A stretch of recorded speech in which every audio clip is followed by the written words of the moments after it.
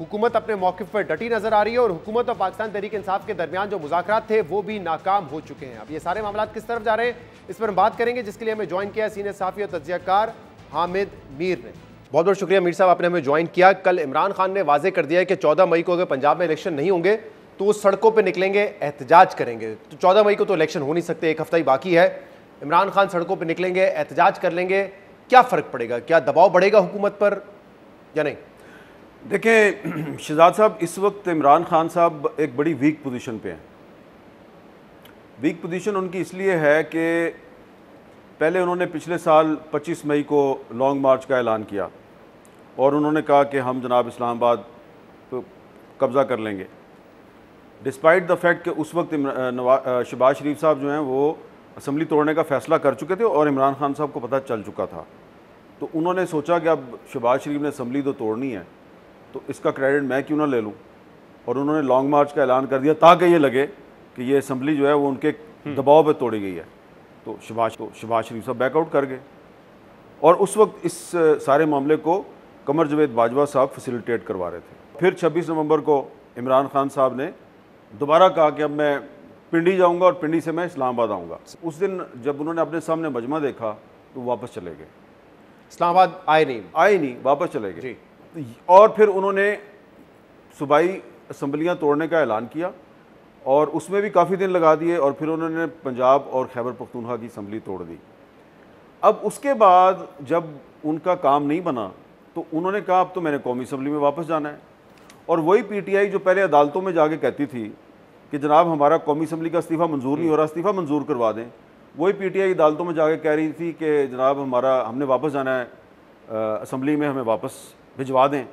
तो इसलिए इमरान खान की पोजीशन बड़ी कमज़ोर हो चुकी है, जिसकी वजह से हुकूमत ने एक नाम नहाद किस्म के मुज़ाकरात किए उनके साथ, जिसमें हुकूमत की कोई नीयत नहीं थी कि मुज़ाकरात कामयाब हों और वो कामयाब नहीं हुए। तो अब इमरान खान साहब अगर 14 मई को जा रहे हैं सड़कों पे जी, तो उनको ये सोच लेना चाहिए कि पहले 25 मई और फिर 26 नवंबर को उनके साथ जो हुआ, तो अगर सड़कों पे जाने की जो का ऐलान है उसकी नाकामी की हैट्रिक होगी, तीसरी मरतबा भी वो नाकाम हो गए, तो उनको बहुत नुकसान होगा। तो हामिद मीर साहब, ये बात जो आप कर रहे हैं कि वो एक वीक पोजीशन में है, उनके पास महदूद ऑप्शंस रह गए हैं, फिर क्या वजह है कि इमरान खान ने इस मुज़ाकरात के अमल के दौरान एक बड़ी स्ट्रॉन्ग पोजीशन ली कि हम 14 मई से पहले असम्बलियाँ तहलील होना चाहते हैं और जुलाई में हम इलेक्शन चाहते हैं। और आखिरी दिन भी आपने देखा शाह महमूद कुरैशी साहब को जब जज साहब ने भी पूछा तो उन्होंने कह दिया कि नहीं, हम मुज़ाकरात से पीछे हट रहे हैं। क्यों ये पोजीशन ली? क्यों किसी डेट पे एग्री नहीं कर गए, चाहे वो 30 जुलाई को असेंबली डिसॉल्व करने की हो? क्यों इमरान खान साहब बजट रहे कि 14 मई से पहले होनी चाहिए? देखें, मेरा ख्याल है कि इमरान खान की जो वजह है वो पॉलिटिकल वजह है और उनकी जो मुज़ाकराती टीम है उसने तो लचक दिखाई टेबल पे, लेकिन फिर उन्होंने कहा हम जाके खान साहब से पूछेंगे और फिर वो वापस नहीं आए। मेरा ख्याल है उसकी वजह यह है कि इमरान खान साहब को भी पता है कि हुकूमत सिंसियर नहीं है और मेरा भी यही ख्याल है कि हुकूमत जो है वो हर सूरत में चाहती है कि ये इलेक्शन 14 मई तक ना हो और ये इलेक्शन जो है ये वो अक्टूबर में करवाना चाहते हैं, हर सूरत में वो अक्टूबर में करवाना चाहते हैं। तो इमरान खान की तो वजह ये होगी कि जनाब हुकूमत सिंसियर नहीं है।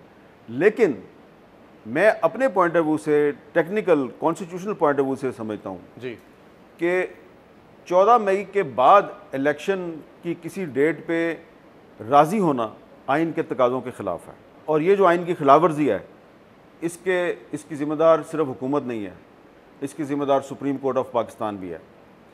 क्या ज़रूरत थी सुप्रीम कोर्ट ऑफ पाकिस्तान को? अगर ये सुप्रीम कोर्ट जो है ये आइन के साथ खड़ी है तो इसने ये क्यों बात की कि जनाब सियासतदान आपस में मुज़ाकरात करके किसी एक डेट पे इत्तेफाक कर लें तो फिर हम कोई गुंजाइश निकाल लेंगे। अगर गुंजाइश निकल आती और ये 14 मई की बजाय 14 जून या 14 जुलाई या 14 अगस्त 14 सितंबर पे ये राज़ी हो जाते तो फिर कोर्ट ने गुंजाइश निकाल लेनी थी जी। तो वो गुंजाइश तो आइन के मुताबिक नहीं है।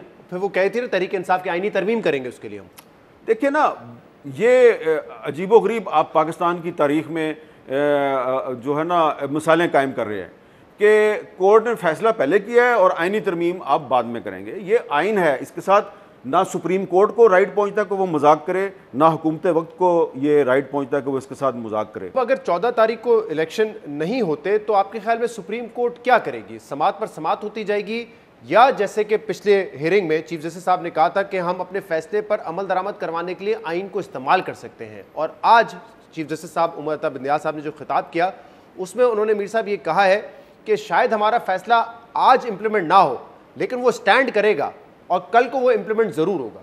चले जो भी वो कह रहे हैं चीफ जस्टिस साहब को ये ख्याल करना चाहिए कि उनके इस बेंच पे पहले दिन से एतराज़ात हो रहे थे, उनको थोड़ी वसीउल कल्बी का मुजाहरा करना चाहिए था, लेकिन उन्होंने अपनी ज़ाती मसलहतों की वजह से ना तो बेंच तब्दील किया, ना एक बड़ा बेंच बनाया, ना उन्होंने फुल बेंच बनाया, और इससे वो इनकार नहीं कर सकते।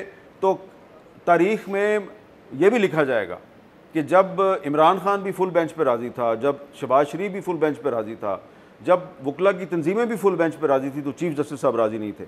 एक और बात चीफ जस्टिस साहब को अपने ज़हन में रखनी चाहिए, ठीक है माजी में भी पाकिस्तान की जो सुप्रीम कोर्ट है इसने इधर फैसला किया, उधर प्राइम मिनिस्टर डिस्क्वालीफाई। क्या आप और मैं बच्चे हैं, काके हैं? हमें नहीं पता कि उस वक्त सुप्रीम कोर्ट के पीछे एस्टेब्लिशमेंट खड़ी थी, ताकत वहीं से मिल रही थी, ताकत उनको वहीं से मिल रही थी। अब उनको पता है कि मेरे पीछे एस्टेब्लिशमेंट नहीं खड़ी, ठीक है।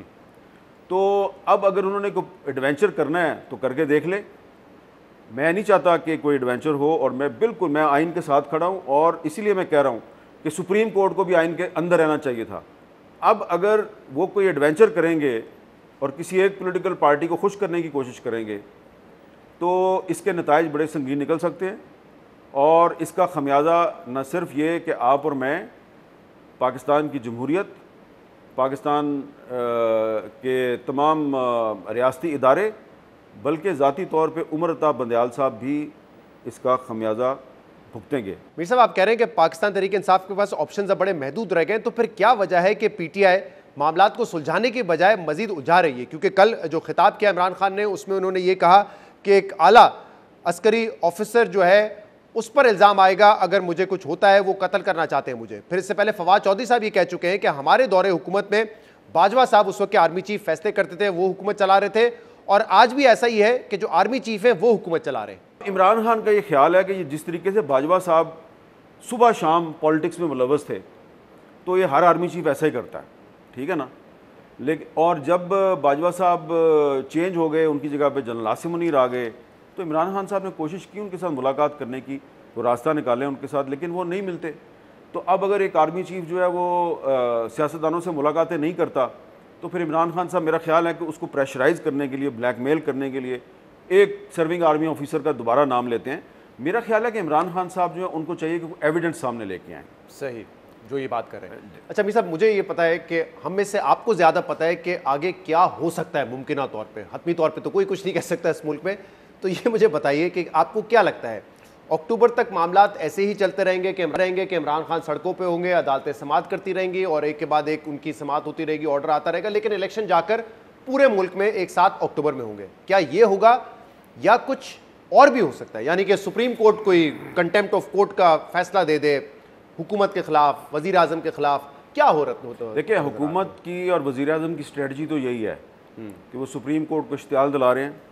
वो चाहते हैं कि supreme court contempt of court की कार्रवाई शुरू करे, और सुप्रीम कोर्ट जब वो कार्रवाई शुरू करेगी और जल्दी में कोई फैसला भी देगी, लंबा वो उस कार्रवाई को नहीं चला सकती।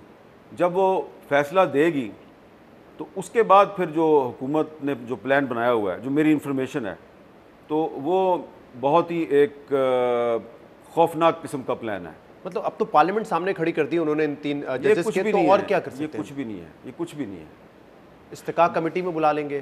देखें, जो लाहौर में परवेज़ लाई के घर पे हमला किया गया लेट नाइट जी, और उनका दरवाज़ा तोड़ा गया बख्तरबंद गाड़ी से, आपका क्या ख्याल है कि वो शहबाज शरीफ और मोहसिन नकवी साहब जो कह रहे हो हमें तो पता ही नहीं था, उनको वाकई नहीं था पता?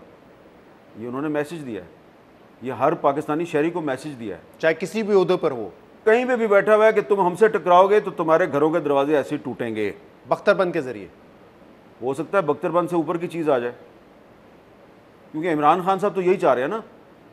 इमरान खान साहब जब फौजी अफसरों के नाम लेंगे तो वो तो यही चाह रहे हैं ना कि सिस्टम मलियामेट हो जाए। तो अब सोचें कि इमरान खान भी वही चाह रहा है, क्योंकि वो समझ रहा है कि इससे पहले कि मुझे गिरफ्तार करें या मुझे नाअहल करें, मैं शहीद हो जाऊं। और शहबाज शरीफ साहब भी यही चाह रहे हैं, सियासी शहीद। सियासी शहीद। बहुत बहुत शुक्रिया।